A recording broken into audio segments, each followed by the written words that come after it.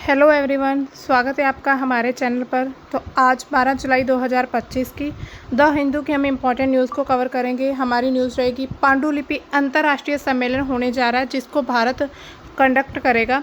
उसके बाद भारत की जेंडर गैप रिपोर्ट आई है, उसको हम देखेंगे। फ़िलिस्तीन पर संयुक्त हमला, मतलब कि फ़िलिस्तीन पर एक तरफ तो इजराइल अटैक किया जा रहा है, अब दूसरी तरफ अमेरिका ने भी अटैक शुरू कर दिया है।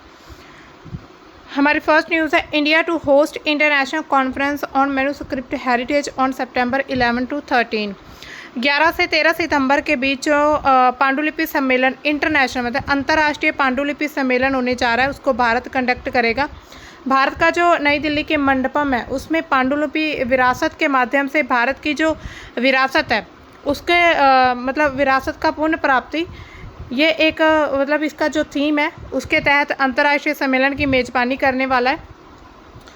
संस्कृत जो मंत्रालय है उस द्वारा इसको आयोजित किया जाएगा और देश की लगभग 1 करोड़ जो राष्ट्रीय पांडुलिपियाँ हैं उस पर ध्यान केंद्रित किया जाएगा। तो इसमें मतलब क्या क्या मुख्य विषय रहने वाले हैं। पांडुलिपि का जो संरक्षण, डिजिटलीकरण की बात होगी इसमें। मेटा डेटा मानकों के बारे में मतलब बताया जाएगा। पूरा लेखीय अध्ययन किया जाएगा एआई बुद्धिमत्ता के साथ, मतलब कि आर्टिफिशियल इंटेलिजेंसी के साथ। अभिलेख जो प्रथाएं हैं उसको नैतिक संरक्षण और जो पाठ्यक्रम में पांडुलिपियाँ उन के ज्ञान का एकीकरण किया जाएगा। अब देखिए इसके परिणाम क्या होंगे अगर पांडुलिपि सम्मेलन कराया जाता है। तो इसके मतलब पांडुलिपि की जो हमारी विरासत है उस पर एक नई दिल्ली घोषणा पत्र अपनाया जाएगा। इसकी व्याख्या होगी संरक्षण, अनुवाद, डिजिटल अभिलेखीकरण के लिए विशेषज्ञ नए समूहों का गठन किया जाएगा। उसके अलावा जो राष्ट्रीय और अंतर्राष्ट्रीय सहयोग के साथ साथ दीर्घकालिक संस्थागत जो संबंध वो स्थापित किए जाएंगे। एमआरपी कार्यक्रम होगा जो कि युवा विद्वान है उनको व्यवहारिक ट्रेनिंग मिल सकती है। लिपि प्रयोगशाला डिजिटल सामग्री के साथ इसके माध्यम से इन सबको जोड़ा जाएगा।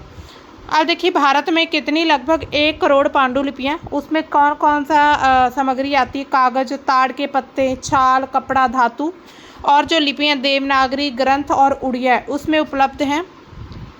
इसको संरक्षित करना एक जटिल प्रक्रिया है और परंतु ये बहुत ज़्यादा ज़रूरी है। अब देखिए इसको भौतिक संरक्षण कैसे दिया जा सकता है।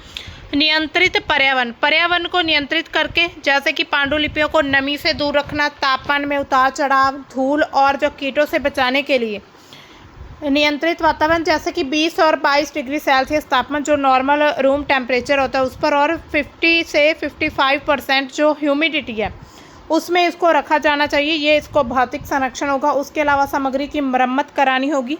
समय समय पर जो भी पांडुलिपियाँ उनकी मरम्मत कराने के लिए विशेष तकनीकों का उपयोग, जैसे कि जापानी कोजो कागज़ है या फिर स्टार्च आधारित जो गोंद है उसका उपयोग करके इनकी मरम्मत यानी कि इनको रिपेयरिंग किया जा सकता है।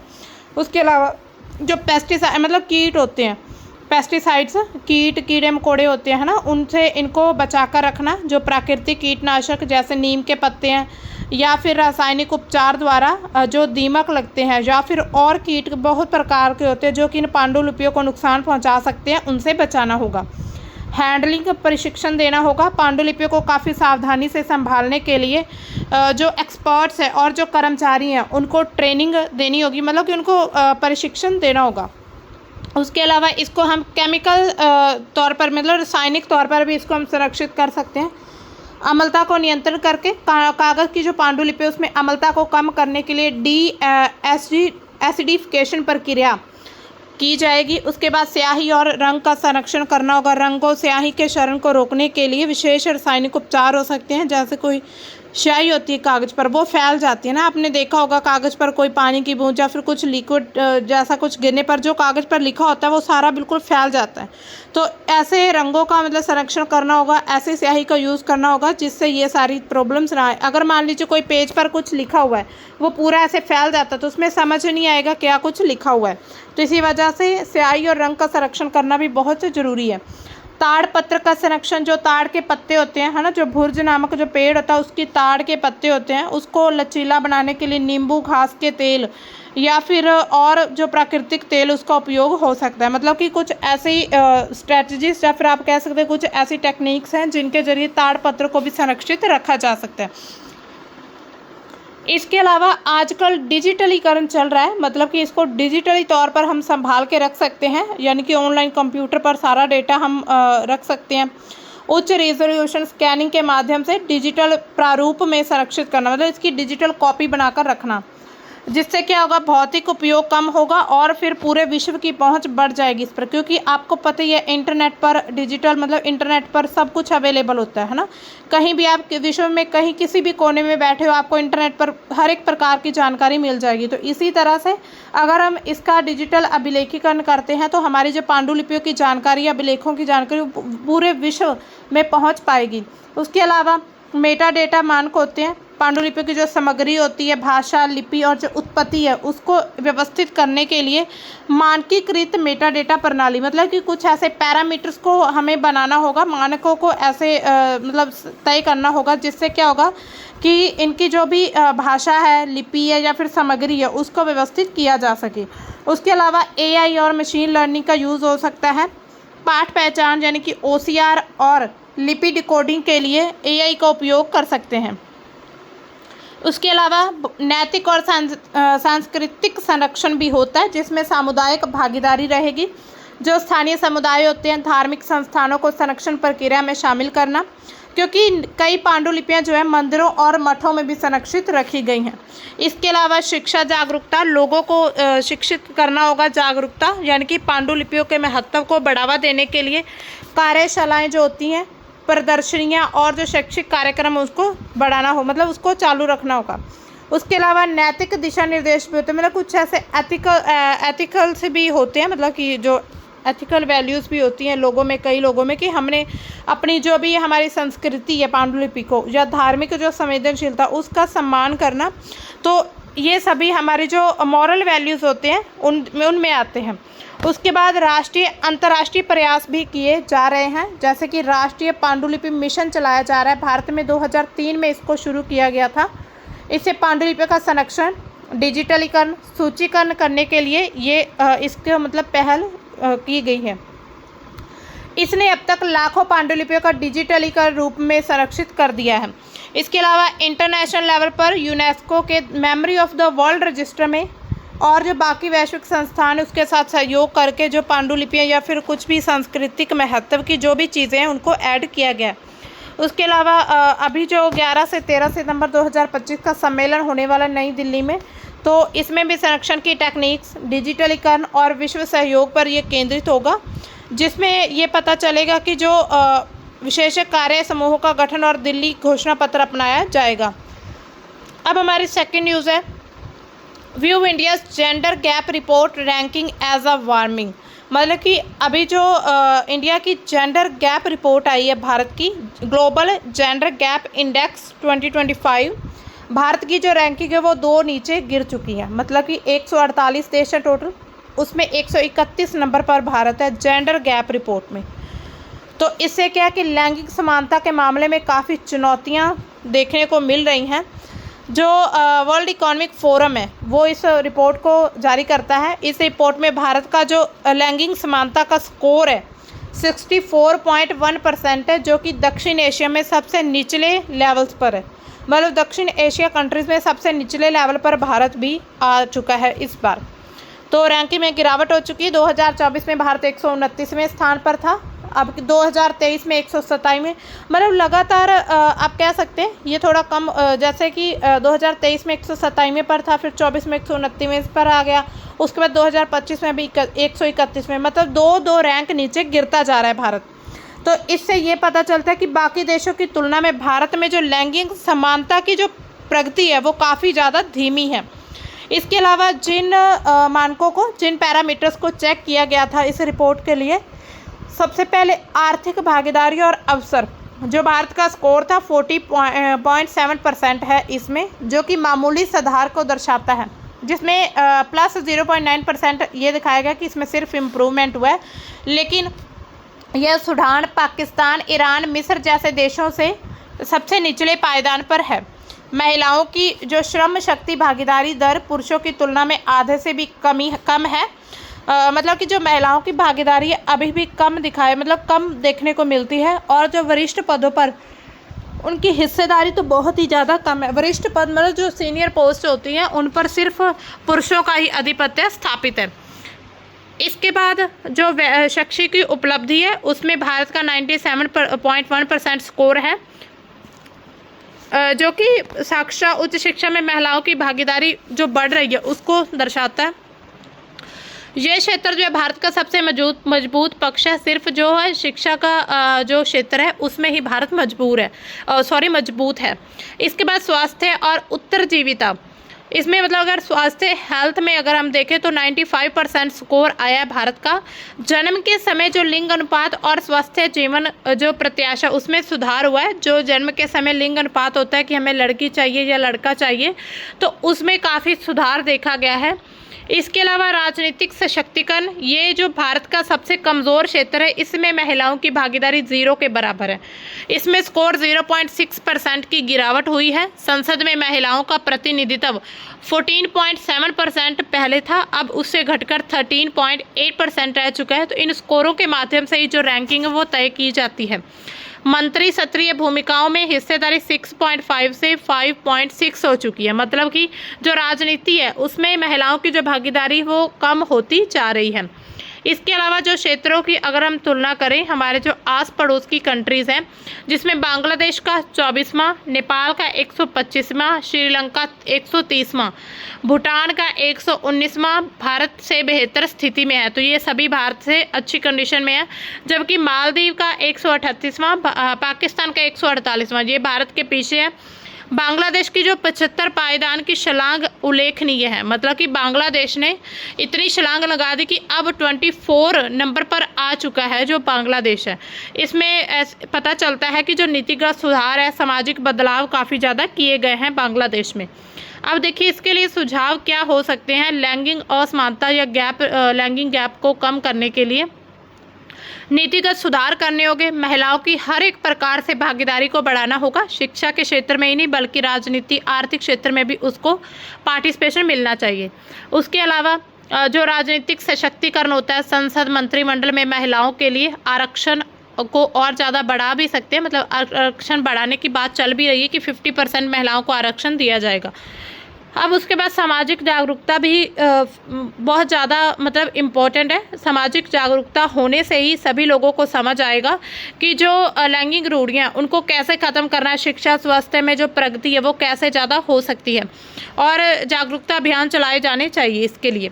उसके बाद अंतर्राष्ट्रीय सहयोग भी दिया जा सकता है। बांग्लादेश और जैसे देशों के सफल मॉडल से सीखा जा सकता है, उनको मतलब कि एक अच्छा आइडियल माना जा सकता है। सिर्फ इस क्षेत्र में नीतियों को लागू किया जा सकता है। अब देखिए अगर हम बात करें भारत में लैंगिक असमानता के कारण क्या क्या, सबसे पहले आते हैं सामाजिक और सांस्कृतिक कारण, जिसमें तो पहले सबसे ये मानसिकता लोगों की ये मेंटेलिटी बनी होती है कि जो मतलब अगर हम शुरुआत से ही देखें, अपने हिस्ट्री से ही देखें तो जो भारतीय समाज है वो पितृसत्तात्मक का समाज है। मतलब कि यहाँ पर पिता की ज़्यादा चलती है, मतलब कि जेंट्स की ही भागीदारी रहती है और जेंट्स को ही हर एक प्रकार के फैसले लेने का अधिकार होता है। उसके बाद लैंगिक रूढ़ियाँ बनी होती हैं जिसमें लोग ये कहते हैं कि अगर लड़का होगा तो वंश आगे बढ़ेगा, लड़की होगी तो वंश आगे नहीं बढ़ेगा। तो इस प्रकार की जो लोगों की गलत धारणाएँ बनी होती हैं, तो ये भी एक बहुत बड़ा कारण है लैंगिक असमानता का। उसके बाद बाल विवाह कर दिए जाते, प्रजनन दबाव बढ़ने लगता है, तो उससे क्या होता है कि लैंगिक असमानता बढ़ती जाती है। इसके बाद हम थोड़े आर्थिक कारणों की बात करें तो जो श्रम शक्ति उसमें कम भागीदारी मिलती है। मतलब कि महिलाओं को ये कहकर काम नहीं करने दिया जाता कि ये पुरुषों का काम है, आप नहीं कर पाओगे। तो इसी तरह से जो श्रम की शक्ति उसमें महिलाएं कम भागीदार होती हैं। वेतन में असमानता देखने को मिलती है, महिलाओं को कम वेतन दिया जाता है और जो पुरुष है उनको ज़्यादा। ये कहा जाता है कि पुरुष ज़्यादा काम करते हैं इसी वजह से। हालांकि महिलाओं की जो भी काम करने की शक्ति होती है उसको नज़रअंदाज कर दिया जाता है। उसके बाद कौशल और अवसरों की कमी होती है। मतलब कि जो कौशल उनको स्किल्स होते हैं या फिर उन्हें मौके दिए जाते हैं उनकी काफ़ी ज़्यादा कमी होती है। उन्हें कोई भी स्किलफुल काम नहीं करने दिया जाता। उन्हें सिर्फ यही कहा जाता है कि आप मतलब कि महिलाएं काम नहीं कर सकती, आप घर में रहने के लायक हो या फिर आप घर का काम करो। तो जो घर का काम भी होता है वो अवैतनिक कार्य होता है। मतलब कि उसमें कोई भी वेतन नहीं दिया जाता, तो वो भी बिना वेतन के काम महिलाओं से बहुत ज़्यादा लिए जाते हैं, जैसे खेतों में काम लेना या फिर घर में काम लेना या फिर कहीं भी। तो इसी तरह से महिलाओं की की अगर हम हालत देखें, सिचुएशन देखें, तो वो काफ़ी ज़्यादा ख़राब रही है। और आज भी वैसी सिचुएशन जिसकी वजह से जो हम देख रहे हैं, जो वर्ल्ड इकोनॉमिक फोरम की जो रिपोर्ट आई है उसमें साफ पता चलता है कि भारत की जो जेंडर गैप रिपोर्ट में उसमें कितना ज़्यादा पीछे जा चुका है। हालांकि जो हमसे थोड़े पड़ोसी देश हमारे, वो थोड़ा फिर भी 1-2 रैंक हमसे आगे हैं। उसके बाद अगर हम राजनीतिक कारणों की बात करें तो इसमें भी अवैतनिक कार्य किए जाते हैं। उसके बाद कम प्रतिनिधित्व मिलता है। मतलब जो राजनीति है उसमें आपने देखा ही होगा कि आपके एरिया में कितनी महिलाएं राजनीति के क्षेत्र में हैं। यही कोई 100 में से 1-2 महिलाएं होंगी, मतलब इतनी भी नहीं होंगी। 100 में से 1000 में से 1 महिलाएं ही होंगी जो राजनीति के क्षेत्र में आगे बढ़ चुकी हैं। उसके अलावा महिलाओं को अगर मान लीजिए राजनीति में चली भी जाती हैं तो फिर भी महिलाओं की मर्जी नहीं चलती। मतलब कि उनके जो पति होते हैं, हस्बैंड होते हैं, या फिर उनके जो फैमिली में होते हैं, पुरुष होते हैं, वो ही महिलाओं की जगह पर वो सारे राजनीति में काम करते जो कि महिलाओं को करने चाहिए। उसके बाद नीतिगत कमियां, कुछ ऐसी नीतियां, गलत नीतियां बनाई गई हैं। मतलब कि रिजर्व जो आरक्षण है ना, रिजर्वेशन है, उसको बढ़ाना होगा ताकि महिलाओं की भागीदारी को भी बढ़ाया जा सके। इसके बाद शैक्षिक और स्वास्थ्य संबंधी कारक भी सामने आते हैं जो कि लिंग असमानता के कारण होते हैं, लैंगिक असमानता, जिसमें शिक्षा में पहुंच की कमी होती है। मतलब कि लड़कियों को शिक्षा नहीं प्राप्त करने दी जाती। ये कहा जाता है कि अब मतलब इसकी उम्र हो चुकी है तो शादी कर दो बस। मतलब शिक्षा में आगे इसको नहीं बढ़ाना देना चाहते। मतलब कि ऐसा माना जाता है, समाज एक ऐसी धारणा बना चुका है कि लड़कियां वो किसी क्षेत्र में आगे नहीं जाएंगी। जब लड़कियों की उम्र हो जाएगी 17-18 साल तो बस उसकी शादी कर दो और फिर बच्चे पैदा कर लो, फिर घर संभालो बस। तो इसमें क्या होता है कि कुछ ऐसे क्षेत्र भी हैं, ग्रामीणों के जो मतलब गांव वाले क्षेत्र, उसमें ज़्यादा ये प्रॉब्लम देखने को सामने आती है। मतलब देखी जाती है ये प्रॉब्लम कि लड़कियां जो उनको एजुकेशन नहीं दी जाती। उसके बाद स्वास्थ्य में असमानता, मतलब कि अगर कोई मान लीजिए घर में कोई लड़का है या लड़की है, अगर कोई दोनों बीमार हो गए, लड़का या लड़की, तो सबसे पहले पहल दी जाएगी लड़के को, मतलब कि उसका इलाज कराने के लिए। तो लड़कियों की जो स्वास्थ्य संबंधी जो भी प्रॉब्लम्स हैं उन पर ध्यान नहीं दिया जाता, उनका कोई अच्छे से इलाज नहीं करवाया जाता। तो ये स्वास्थ्य में भी असमानता रहती है। उसके बाद लिंग अनुपात में असंतुलन रहता है। ये तो हम देख ही चुके हैं कि लिंग अनुपात काफ़ी ज़्यादा किया जाता है। जैसे कि भारत के जो अभी भी काफ़ी स्टेट्स हैं जिसमें लिंग अनुपात बहुत ज़्यादा है, जैसे कि हरियाणा स्टेट हो गई या फिर और भी जो नॉर्थ ईस्ट की स्टेट्स हैं। हालांकि साउथ की जो स्टेट्स हैं उसमें थोड़ा ये है, एजुकेशन के माध्यम से वो थोड़ा लोग समझ चुके हैं, समझने लगे, मतलब महिलाओं की भागीदारी को बढ़ावा देने लगे हैं। लेकिन हर एक क्षेत्र में नहीं, राजनीति में अभी भी काफ़ी पीछे हैं महिलाएं। उसके बाद संरचनात्मक और कानूनी बाधाएं भी देखने को मिलती है। जो कानून बनाए जाते हैं मतलब सरकार के द्वारा, उनको अच्छे से लागू नहीं किया जाता। अगर लागू होता है तो उन पर कोई भी निगरानी, बाद में उनको मतलब कि चेक, उनकी जांच नहीं की जाती, क्योंकि जो कानून होते हैं उसमें जो रोल बहुत बड़ा रहता है कार्यपालिका का, विधायिका का, लेकिन फिर भी कानून बनाने के बाद भी वो अच्छे से लागू नहीं हो पाते हैं। उसके बाद डिजिटल विभाजन किया जा रहा है। मतलब कि डिजिटल विभाजन इस प्रकार का हो सकता है कि जो महिलाएं हैं उनको किसी भी डिजिटल क्षेत्र में आगे नहीं बढ़ने दिया जाता, सिर्फ पुरुषों को ये डिजिटल क्षेत्र में आगे बढ़ने की अनुमति होती है। उसके बाद जहाँ पर महिलाएं काम करती हैं वहाँ पर खुद को अनसेफ फील करती है, वहाँ पर उनको अच्छा नहीं लगता। उनके साथ शोषण जैसे कई केसेस, कई मामले सामने आते रहते हैं भारत में कि उनके जो ऑफिस है जहाँ पर वो काम करते हैं उनके साथ उत्पीड़न होता है। तो इसी वजह से महिलाएं जो हैं काम करना पसंद नहीं कर पाती, मतलब कि वो काम करना उन्हें अच्छा फिर नहीं लगता, क्योंकि उनके साथ बहुत ज़्यादा जाति की जाती है। उसके बाद क्षेत्रीय और जो ग्रामीण शहरी असमानता है, मतलब जो गांव वाले क्षेत्र है उसमें लैंगिक असमानता ज़्यादा देखी जाती है। उसमें शिक्षा, स्वास्थ्य, रोजगार के अवसर बहुत कम होते हैं।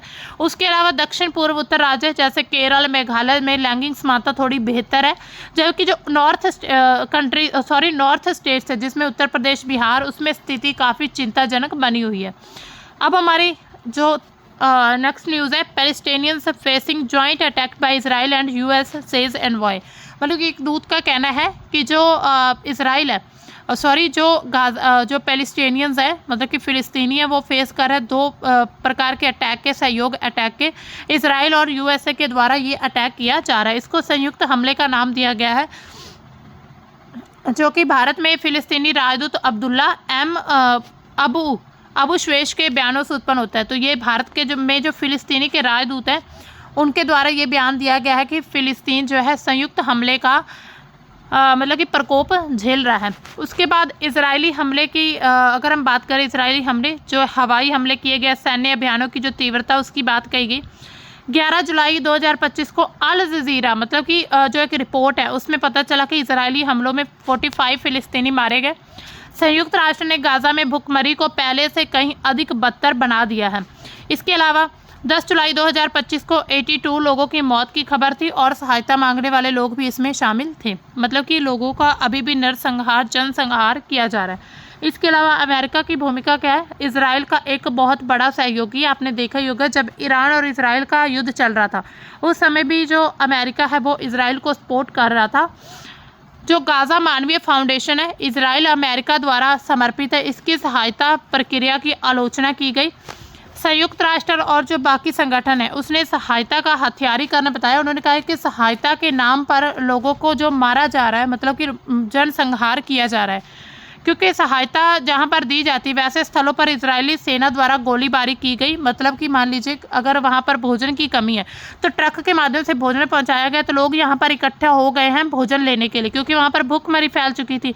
तो इसी तरह से जब लोग इकट्ठे हुए तो इजरायली सेना ने क्या किया, इन पर गोलीबारी चला दी। मतलब कि सहायता के नाम पर इनको मारा जा रहा था, सहायता के नाम पर इनका नरसंहार हो रहा था।